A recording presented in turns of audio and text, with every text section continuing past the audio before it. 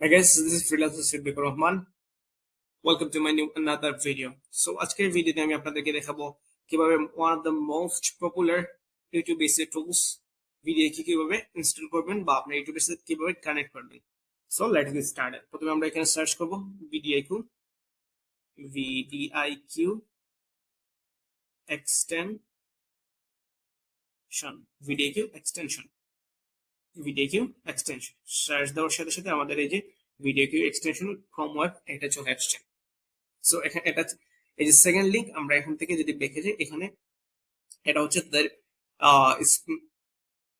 কি বলে তাদের অফিসিয়াল সাইট এন্ড এটা হচ্ছে আমাদের ক্রোম এক্সটেনশন সাইট। সো আমরা এখান থেকে ক্রোম এক্সটেনশন থেকে আমরা সাইন আপ করে আমরা তাদের ভিডিও ইনস্টল করে নিতে পারি, অথবা আমরা এখান থেকে সাইন আপ করে তাদের সাথে যুক্ত হবো, অথবা এখান থেকে আমরা এক্সটেনশনের মাধ্যমে যুক্ত হবো। সো আমরা এক্সটেনশনের মাধ্যমে যুক্ত হবো, যেহেতু আমরা এক্সটেনশন ইনস্টল করতে চাই না, আমরা এখান থেকে এক্সটেনশনের মাধ্যমে যুক্ত হবে। অ্যাড এক্সটেনশনে ক্লিক করলাম, দেন আমাদের কিছুক্ষণ সময় দিবে, এক্সটেনশনটা ডাউনলোড হবে।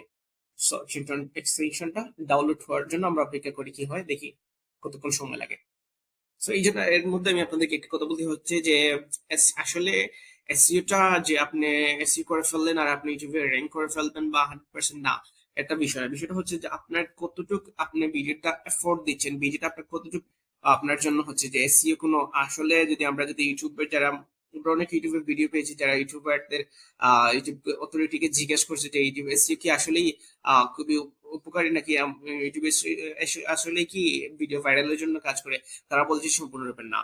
এসইও কিন্তু আসলে এফেক্টিভ না, এটা হচ্ছে ডিপেন্ড করে হচ্ছে আপনার ভিডিওর যে কোয়ালিটির উপরে ডিপেন্ড করে। আপনি এসইও উইদাউট ভিডিও এক্সটেনশন ছাড়াও আপনি এসইও করে নিতে পারবেন। এসইও মিন্স হচ্ছে সার্চ ইঞ্জিন অপটিমাইজেশনের সাথে আপনার ভিডিওটাকে এমন ভাবে সাজিয়ে নিতে হবে যেন ভিডিওটা জাস্ট আপনার যে কন্টেন্টটা আছে সেটা যেন খুব সুন্দরভাবে একটা ইউনিক টাইটেলের মাধ্যমে হয়, মানে ট্রেন্ডিং টাইটেল ইউজ করলেন আপনি, যেটা মানুষ খুবই সার্চ দিচ্ছে সেরকম একটা টাইটেল ইউজ করলেন যেটা খুবই সার্চের মধ্যে আসছে, সেই রকম কন্টেন্ট আপনি হচ্ছে ট্রেন্ডিং কন্টেন্ট ইউজ করেন, অটোমেটিক্যালি আপনার এটা ভাইরাল হবে।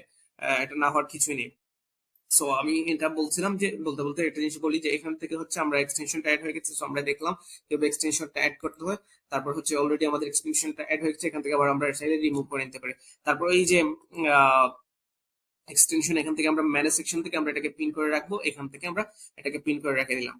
সো আমাদের এটা লগ ইন হয়ে গেল, আমরা ইমেলের মাধ্যমে লগ ইন করলাম। কথা বলতে বলতে আমি আপনাকে বললাম না কিভাবে লগ ইন করবেন, এটা হচ্ছে আপনার এক্সটেনশন আসার পরে তারপরে হচ্ছে আপনাকে এটা লগ ইন করে নিতে হবে।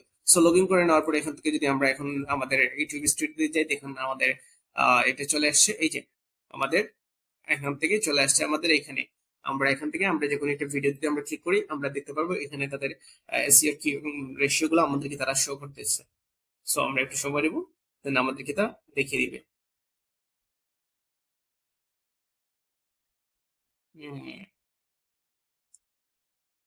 পিছন থেকে রিফ্রেশ করে নিলাম, তারপর অবশ্যই চলে আসবে।